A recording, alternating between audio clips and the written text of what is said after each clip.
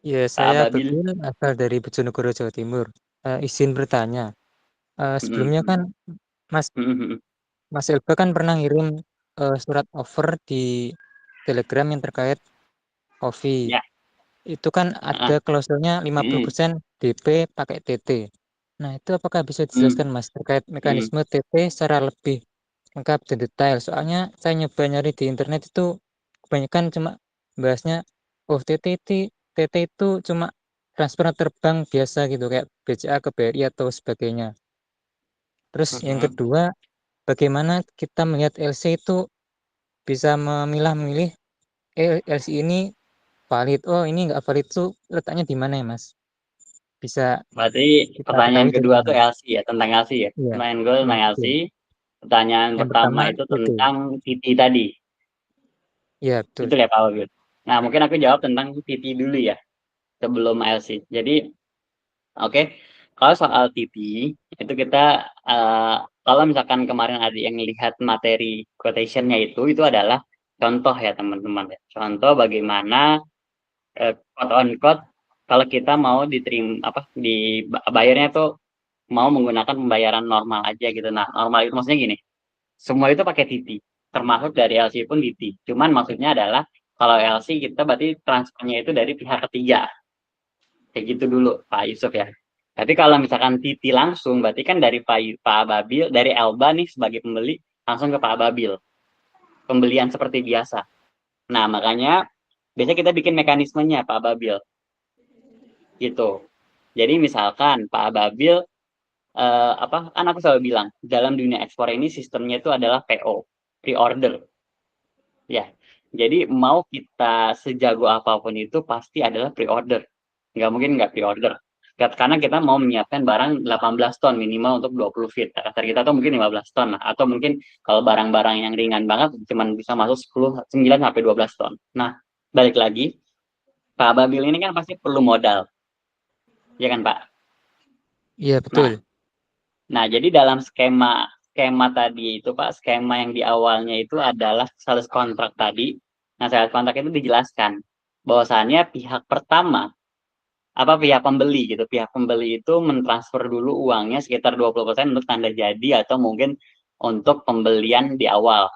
Kasarnya gitu, untuk menjalankan bisnis ini. Jadi maksudnya adalah Pak Babil itu minta Elba untuk bayar dulu 20%. Kalau 20%-nya bayar, nanti di pertengahan saya akan mencas kembali, misalkan gitu. Mencas kembali sekitar 30%, katakan gitu ya Pak ya. Berarti kan Bapak menerima uang 50% tuh. Iya betul. Nah, berarti kan, nah itu maksudnya adalah DP 50% atau mungkin DP bagi-bagi kayak gitu. Nah, jadi itu kan ada kalimat-kalimatnya tuh, checklistnya. Jadi biasanya kalau saya 20% DP, 30% di pertengahan, saat lagi produksi massal, itu biasanya saya update-nya adalah saya lagi foto sama barangnya. Itu kayak gitu, Pak. Lalu jadi, ini barang kamu sedang disiapin, ini barang kamu lagi diproses, kayak gini, gini, gini. Nah, hal yang kayak gitu kan membuat si buyernya happy. Nah, dari proses itu, oke, nanti kita sesuai kontrak, kamu akan transfer lagi ya 30%-nya. Nah, biasanya ditransfer. Nah, ketika sudah mau dealing atau setelah itu apa barang itu sudah siap semua, sudah mau siap semua, saya akan bilang, bro, barang lu sudah mau siap semua nih, apa barangnya sudah siap semua nih, PLBA. Berarti tinggal kirim 30% lagi ya sebelum tutup gudang, karena perjanjian kita dalam sales kontraknya 80%. Nah, itu adalah caranya tuh Pak, dibagi-bagi, dicacah-cacah cara tipinya kayak gitu. Nah, kalau misalkan transfernya ya normal aja. Misalkan kalau misalkan kita antar bank di Indonesia kan misalkan kita masukin Pak Babi masih pernah apa transfer lewat via ATM nggak, mesin ATM nggak? Halo Pak Masih Babi. pernah. Nah, berarti kan ada Iya, kodenya, 3 angka atau 2 angka di depan. iya, Nah, iya kalau betul. dalam dunia ekspor itu ada namanya Swift kode, Swift, SWIFT, Swift kode Mas. Iya, Nah, iya. jadi kalau misalkan apa kita bingung nih, katakan tadi bank kita adalah BRI, berarti kita tinggal tulis saja Swift kode BRI. Nah, ini akan tulis nih, Berinija. Nah, ini yang XXX, ini adalah biasanya kantor cabangnya, Mbak. Kantor cabang atau kantor apa namanya? Dari ininya, dari kita buat kartunya di mana. Kayak gitu. Kalau misalkan kita BCA, kita tinggal tulis aja BCA.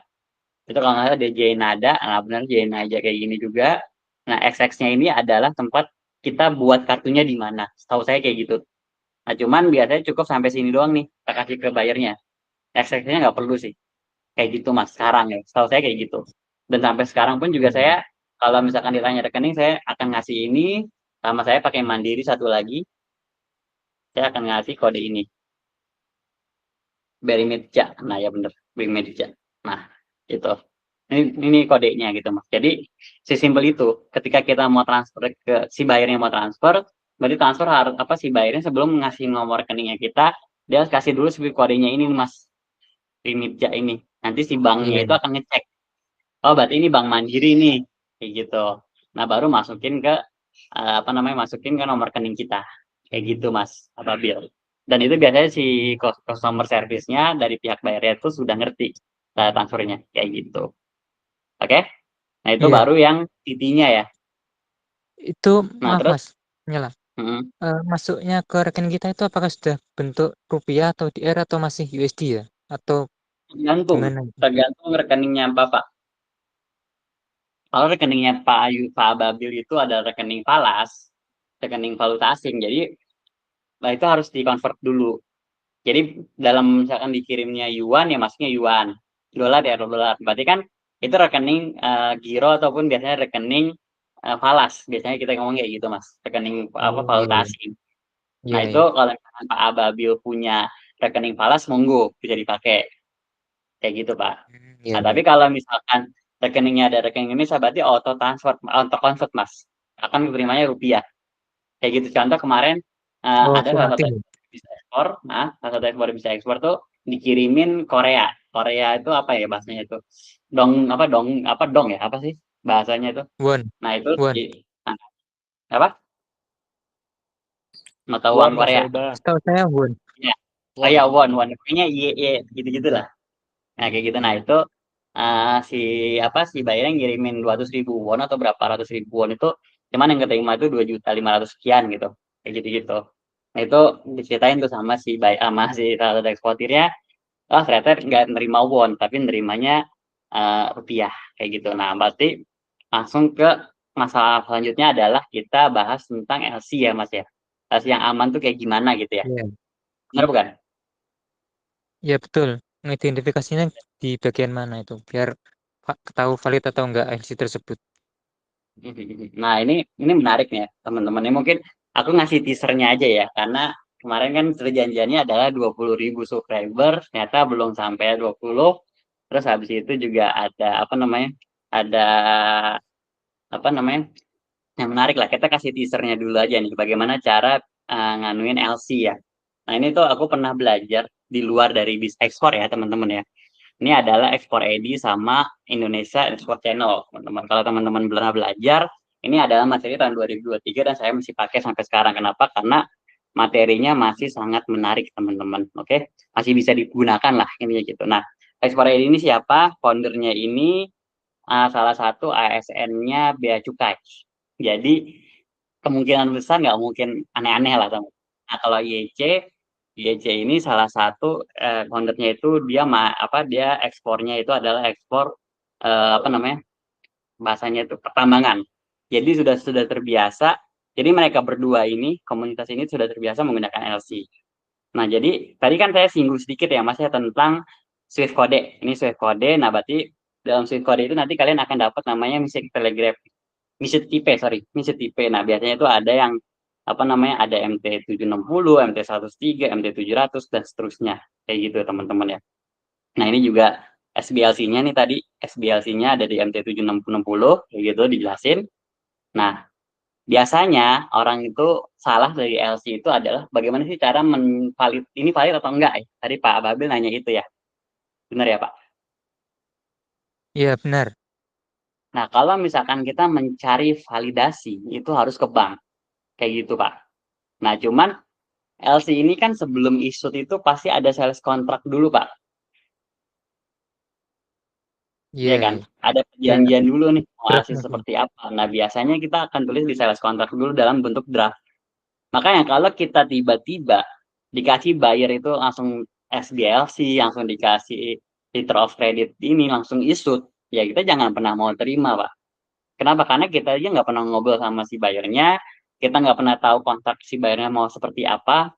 Makanya di sini penjual sama pembeli itu harus sama-sama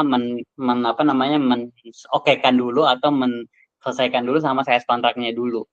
Itu, Pak. Jadi kalau aku belajar waktu itu materi sebelum kita dapat dapat LC, kita tuh harus dealing dulu sama kontraknya. Jadi ketika mau kirim 20 feet kontainer, ini tuh harus dikasih tahu pre-ordernya berapa lama. Katakan 1 bulan. Berarti expired LC-nya nggak boleh cuma 1 bulan, Pak. Harus mungkin 2,5 bulan atau 3 bulan. Ini penting. Kenapa? Karena LC itu ada masa expired. Nah, dari sales kontrak kita kan kita bisa baca, Pak Wabil. Nah, itu teman-teman harus ngerti nih. Ini kita kayak aku kasih teasernya dulu aja, teman-teman ya. Nah, dari sales kontrak ini, itu akan dapat untuk production time-nya berapa lama. Habis itu kita akan bicara tentang validasi validate-nya LC ini sampai kapan, kayak gitu, teman-teman. Nah, dari sini biasa baru kita sebagai pembeli dan sebagai penjual itu kita mengeluarkan purchase order-nya. Si pembelinya mau beli berapa banyak, teman-teman. Baru di sini kita mengeluarkan performa invoice kita. Nah, dari situ di sini karena si buyer tadi, pembeli ini adalah buyer ya, teman-teman ya. Pembeli ini adalah buyer, si buyernya itu akhirnya mengirimkan draft LC dulu. Bukan LC langsung, teman-teman, LC adset atau bukan LC issued. Teman-teman harus paham dulu, draft LC-nya dulu. Kenapa? Karena kita sebagai pembeli, kita sebagai penjual, kita harus bisa koreksi dan kita harus bisa melihat isi-isi dari sales kontraknya. Kenapa? Karena draft LC itu harusnya mirip-mirip dengan isinya sales kontrak kita. Contoh, di sales kontrak kita bilang kita menyiapkan COO, Certificate of Origin. Terus kita menyiapkan fitosanitari, fumigasi, katakan kayak gitu. Terus habis itu nanti kita akan ujungnya bikin BL-nya, bikin PEB-nya dan seterusnya. Nah, di sini tiba-tiba di draft LC-nya si buyer itu memberikan tambahan dokumen requirement adalah organik. Certificate of organic atau sertifikat kesehatan, sertifikat health. Dalam sales kontrak kita nggak ada ngobrolan ini. Nah, makanya gunanya dari kita bicara dari draft LC adalah kita bisa mengkoreksi dulu, Pak, buyer, misalkan kita ini nggak ada sertifikat health ya, kok kamu di LC-nya ada. Nah, ini harus clear dulu Pak Wabil. Nah, kalau sudah clear, nanti baru kita masuk yang namanya ke LC-nya diterbitkan. LC diterbitkan oleh si buyer. Nah, yang jadi catatan kertas atau catatan buat eksportir pemula adalah walaupun LC-nya sudah terbit, kita baca ulang. Dan kalau misalkan dokumen require-nya, sales kontraknya, tiba-tiba misalkan kayak si simple validate-nya deh. Validate-nya ternyata hanya bisa sampai, katakan sampai sampai Maret tanggal 1. Sedangkan barang kamu baru selesai semuanya itu di 25 Februari. Berarti kan sangat mepet nih sampai 1 Februari. 1 Maret. Karena sekarang cuma 2 hari. Nah, bayangin kalau misalkan valid date-nya kita nggak baca, maksudnya kita nggak teliti sama expired date-nya, nggak usah kita ngomongin LC ini valid atau nggak valid, Pak. LC ini sudah pasti uang dari si buyer akan dikembalikan otomatis. Kayak gitu, Pak Babil. Jadi LC-nya itu hangus, LC-nya expired. Nah, makanya pentingnya kita akan melakukan yang namanya amandemen LC. Kita minta si buyer-nya, bro, LC-nya ini validate-nya 1 Maret. Kan kita sudah pastikan di sales kontraknya itu 25 Februari itu baru kelar nih barangnya nih. Baru kita pesan kapalnya. Baru kita carikan forwarding-nya. Nah, kalau kayak gini saya nggak bisa jalanin nih. Saya nggak bisa jalanin ini. Nggak usah kamu ngide, kamu tetap ngelakuin barangnya, nggak usah. Kenapa? Karena sudah pasti gagal. Sudah pasti kamu investasi di LC itu. Karena kita sudah bilang di sales kontrak kita 25 hari kerja. 25 Februari kita menyelesaikan production time-nya dulu nih. Barangnya kita jadi dulu nih. Makanya pentingnya kita melakukan amandemen. Makanya ini ada not pentingnya ya, teman-teman. Nah, dari situ baru kita ketika LC ini terbit dan habis itu LC ini kayaknya valid dan kayak nggak ada masalah di sales kontrak, baru kita bisa menanyakan ke bank apakah ini valid atau enggak nih LC-nya, apakah ini kita bisa jalanin atau enggak nih, kayak gitu Pak Babil. Jadi secara teasernya teman-teman, ini kita harus pahamin dulu alurnya. Kita harus punya sales kontrak dulu. Setelah punya sales kontrak, kita review bareng-bareng sama si buyer-nya. Setelah direview, si buyer yang mengeluarkan PO-nya mau berapa kontainer atau berapa pembelian. Nah, di situ kita kembalikan ke buyer-nya, kita kasih performa invoice. Nah, performa invoice, nah si buyer itu harus mengirimkan draft LC. Bukan LC dulu ya, teman-teman, draft LC-nya dulu. Nah, dari draft LC-nya dulu, kita review lagi, dan ketika sudah diterbitkan, sudah issued LC, kita tetap baca ulang. Tetap baca ulang dari validate dan dari semuanya. Nah, kalau misalkan nanti kita ada waktu lebih panjang, nah di sini harus dijelasin nih teman-teman. Di sini ada misalnya tipenya itu ada date and price expiry yang saya tadi bilangkan. Terus ada penerimanya, terus ada kodenya, kode uangnya, ada pengiriman terakhirnya yang saya kasih tahu. Nah, di sini juga nanti ada ini bisa toleransinya kayak gimana kayak gitu-gitu. Nah, terus ini juga nanti masuknya ke sales kontak saya kayak gitu. Nah, di sini juga dijelaskan barangnya nih. Description good dan service-nya, barangnya berapa hari jadi bla bla bla. Makanya ini mungkin baru bisa saya kasih teasernya dulu ya teman-teman ya. Nah, baru di sini biasanya kita ada kesulitan di dokumen requirement kayak gitu teman-teman. Nah, dokumen requirement ini tadi saya bilang tiba-tiba yang sebagai health sales contract itu nggak ada sertifikat health. Tiba-tiba si buyer tiba-tiba ngasih di 46A-nya itu sertifikat health. Ya sudah, kita sebagai eksportir kita minta amandemen. Kenapa? Mau kamu sejago apapun, kalau kamu nggak punya sertifikat health, si bank itu nggak akan pernah mau mencairkan uang kamu. Walaupun bilangnya sudah dikirimkan.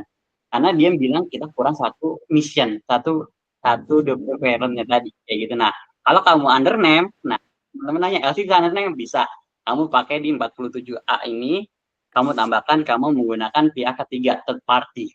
Teman-teman seperti itu. Nah, di sini bisa dijelaskan kita menggunakan shipping third party, misalkan pengiriman PT-nya siapa, bla bla bla bla bla kayak gitu. Nah, itu bisa ditambahin di sini teman-teman. Kayak gitu. Nah, ini mungkin garis besarnya dulu ya teman-teman, atau teasernya dulu. Nanti kita bahas sekalian tentang kenapa sih LC Bangladesh itu bermasalah, kenapa sih LC Bangladesh itu menjadi problem ya teman-teman kayak gitu. Kenapa? Karena di bawahnya itu sudah ada contoh-contohnya kayak gini-gini. Kalau teman-teman lihat secara singkat aja. Nah, ini salah satu contoh yang salah ya teman-teman ya. Ini salah satu contoh yang bikin kita pusing. Nah, yang seharusnya LC itu singkat ini aja nih teman-teman. Nah, ini kita bilang requirement, tangan commercial invoice, tracking list, COO, Pitosani, post-set, terus bill of lading clean. Nah, terus habis itu, kalaupun ada yang lain dibikin simple, ya kan? Dibikin simple. Nah, terus ini ada editor. Ya. Oke, nah ini dari sini teman-teman bisa lihat under name. Nah, under name-nya itu kalian bisa lihat di sini. Kalian bisa lihat nih, third party dokumen are acceptable. Nah, ini maksudnya adalah menggunakan pihak ketiga atau menggunakan under name. Nah, kalaupun ada tanaman-tanaman yang lain, kalian bisa tulis dengan cara yang simple. Jangan kayak LC Bangladesh sebelumnya. Nah, contoh LC Bangladesh itu tulisannya seperti ini, singkatnya kayak gitu, teman-teman. Oke, mungkin cukup ya, Pak Ababil ya. Jadi poinnya adalah di alur ini. Di alur ini, setelah alurnya selesai, terbit, hasilnya baru kita cek ke bank. Tapi dikit lagi ada tadi requirement kayak expired date, kayak ini perlu juga dicatat nih. Kayak gitu. Oke, cukup ya, Pak. Ya cukup Mas. Ini.